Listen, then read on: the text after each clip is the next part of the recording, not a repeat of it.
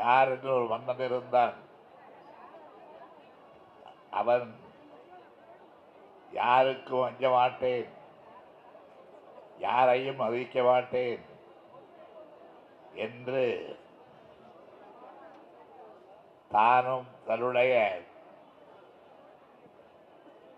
மனைவியும்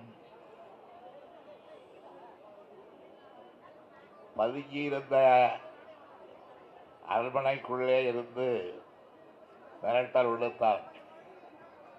அவரையும் அவரை சார்ந்தோரையும் அவருடைய துணைவியார் குடும்பத்தாரையும் வேரோடு களையெடுத்து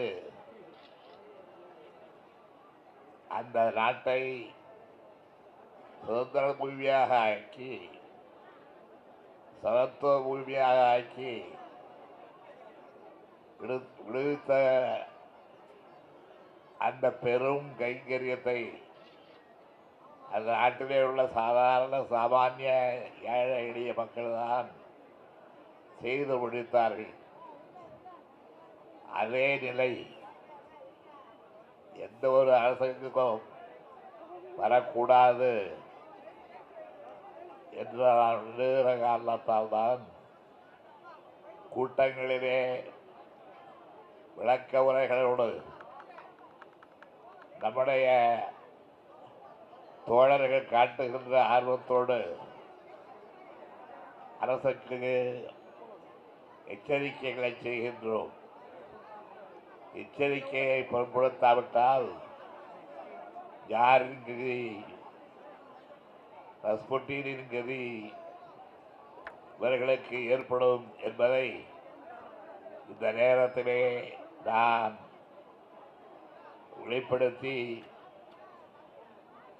திராவிட முன்னேற்ற கழகம் மாத்திரமல்ல, தமிழ்நாட்டிலே இருக்கின்ற எல்லா கட்சிகளும், இந்தியாவில் இருக்கின்ற பல்வேறு கட்சிகளும் நடைபெறுகின்ற அநியாயத்தை, அக்கிரமத்தை, அராஜகத்தை தாங்கிக் கொள்ள முடியாமல் பாடம் ஒதுக்க வேண்டும் என்று உயம் தட்டி நிற்கின்ற காட்சியை இன்றைய தினம் நாடு கண்டிருந்தது. அதற்கு என்ன பதில் சொல்ல போகிறார்கள் நாடாளுகின்றவர்கள் என்பதைத்தான் இந்த கூட்டம் கேள்விக்குறியாக மாறி அவர்களை கேட்கின்ற நிலைமையை எழுச்சியமாக தெரிவித்துக் கொண்டிருக்கிறது. மத்திய அரசு நிலங்களை கையகப்படுத்துகிறது. கையகப்படுத்துகிற நிலங்களை யாருக்கு தரப்போகிறோம்? ஏழை எளியவர்களுக்கு தரை தரப்போகிறோம் என்று ஒரு சிலர் பேசி வருகின்றார்கள், எழுதி வருகின்றார்கள். நான் அவர்களை எல்லாம் கேட்க விரும்புகின்றேன். நீங்கள் பேசுவதும் எழுதுவதும் உண்மை என்றால் எதற்காக மத்திய அரசனுடைய நிலம் கையகப்படுத்துகின்ற சட்டத்தை அமல்படுத்த சொல்லி அதிகாரிகளை மிரட்டி அந்த அதிகாரிகளுடைய தற்கொலைகளுக்கு காரணமாக ஆகி இப்படி வேதனைப்படுத்துகின்றீர்கள் என்ற இந்த கேள்வியைத்தான் நான் முன்வைக்க விரும்புகின்றேன். இன்றைய பாஜக அரசினுடைய நிலம் கையகப்படுத்துகின்ற மசோதாவை இந்தியாவிலே உள்ள எல்லா எதிர்கட்சிகளும் இருக்கின்றன. அண்ணா சாரே போன்றவர்கள் எதிர்க்கின்றார்கள்.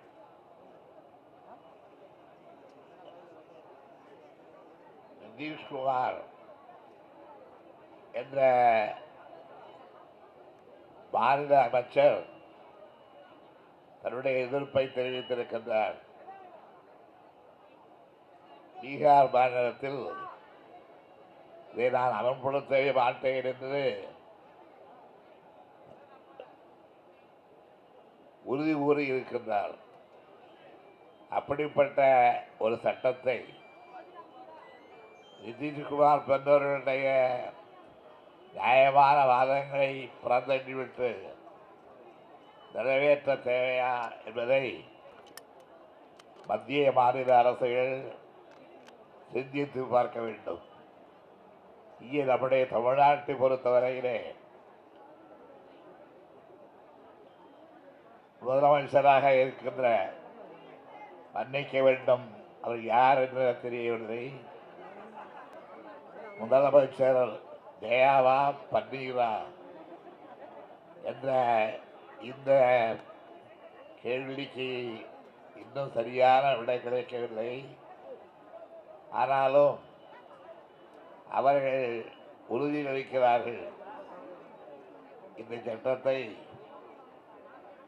நாங்கள் ஆதரிக்கிறோம் என்று. எப்படி ஆதரிக்கிறார்கள் தெரியுமா? அவர்களுடைய ஆதரவுக்கு எந்த காரணம் தெரியுமா? நான் இந்த சட்டத்தை, இது ஏழை எளிய மக்களை வாழ்த்துவதாக இருந்தாலும், குடியானவர்களை, விவசாயிகளை வேதனைப்படுத்துகிற சட்டமாக இருந்தாலும் நாங்கள் இந்த சட்டத்தை ஆதரித்து ஓட்டு போடுகிறோம், வாக்களிக்கிறோம் என்று ஏன் கூறுகிறார்கள் தெரியுமா?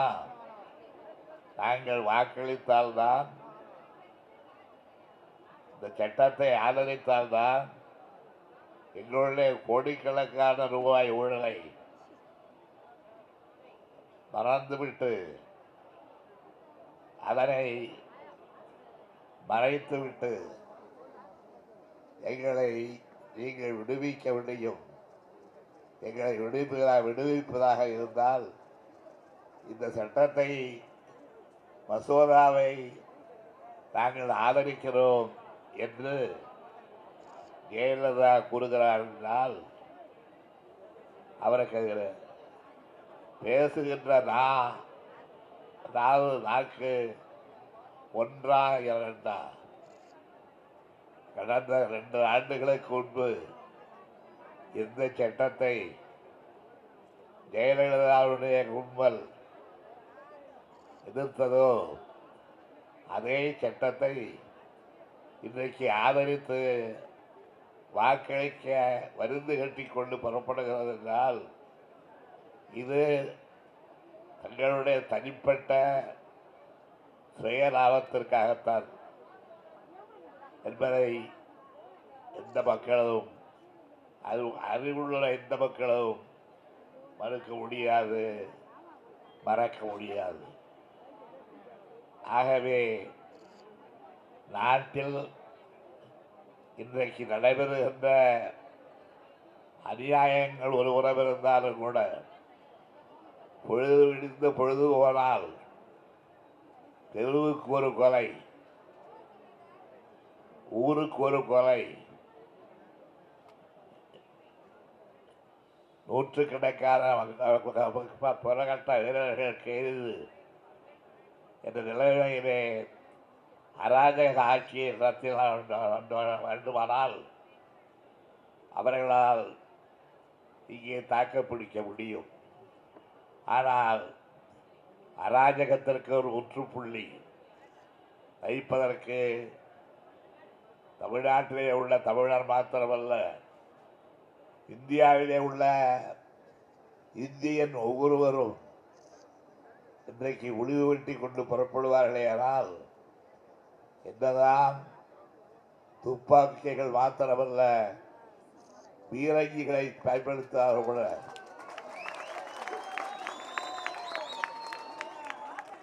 எழுச்சி விட்ட இந்த மக்களை யாராலும் அடக்க முடியாது, எவராலும் அடக்க முடியாது. எத்தனை சிறைச்சாலைகள் உண்டோ அத்தனை சிறைச்சாலைகளையும் திறந்து வை. சிறைக்கு செல்வதற்கு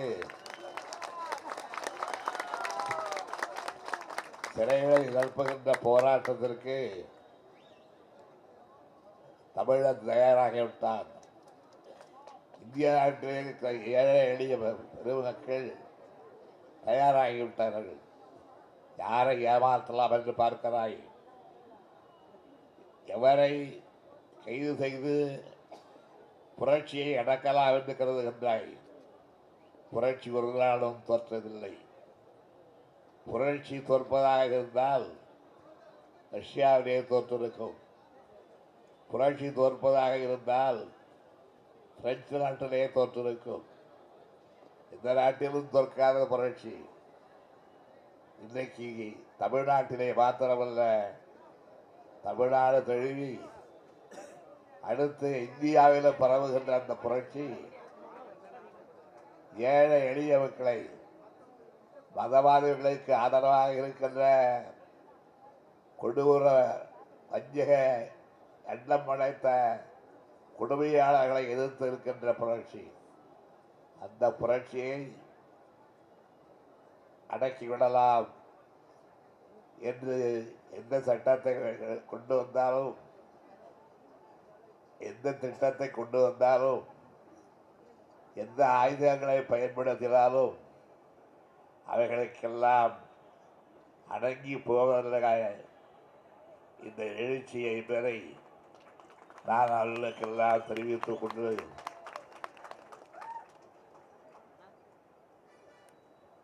பழைய வரலாறுகளை படித்து பாருங்கள். நடைபெறுகிற நிகழ்ச்சிகளை எல்லாம் ஏடுகளிலே கண்டு சிந்தித்து பாருங்கள்.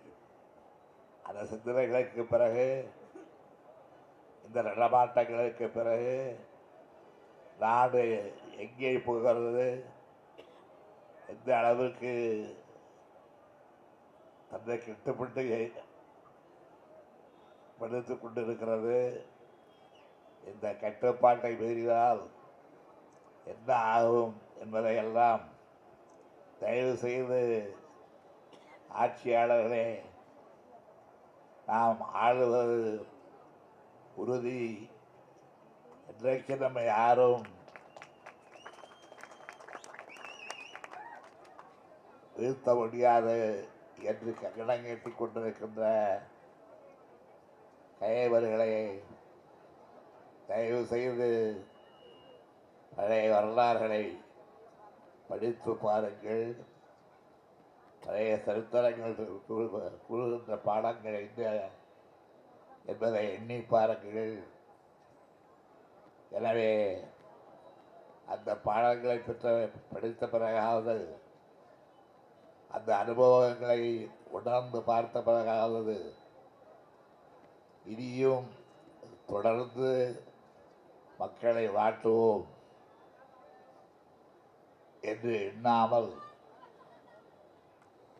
புத்தி புகட்டப்பட்ட நிலைக்கு பாருங்கள். அமைதியாக ஆட்சி நடத்த முடிந்தால் அதற்கு முன்வாருங்கள். முடியாவிட்டால் எங்களால் ஆட்சி நடத்த முடியாது சொல்லிவிட்டு ஓடிவிடுங்கள். ஆணவம் பிடித்த ஆட்சியாளர்களுக்கு, தூங்கும் மூஞ்சி ஆட்சியாளர்களுக்கு எச்சரிக்கை நான் இந்த மக்கள் கடலுக்கு முன்னால் சபதமெடுத்துக் கொண்டு விடைபெறுகிறேன்.